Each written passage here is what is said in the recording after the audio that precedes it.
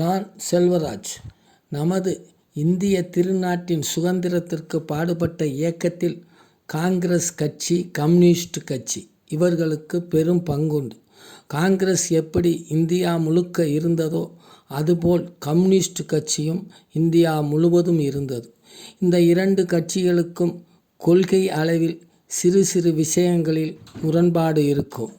மற்றபடி மக்கள் நலனில், தேச நலனில் இரண்டு கட்சிகளுக்கும் ஒரே கருத்துத்தான்.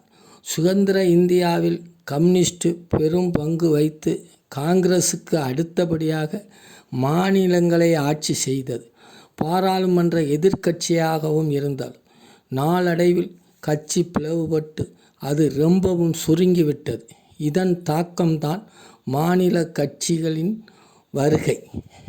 அதில் மிகவும் வருந்தத்தக்க ஒரு செய்தி, பாரதிய ஜனதா கட்சி அந்த இடத்தை பிடித்தது.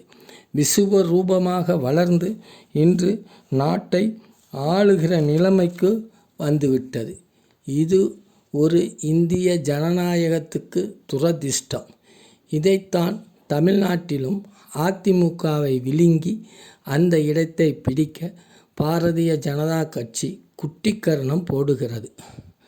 ஐயா நல்லக்கண்ணு போன்றோர் வாழ்ந்த இந்த திராவிட மண்ணில் அது நடக்காது.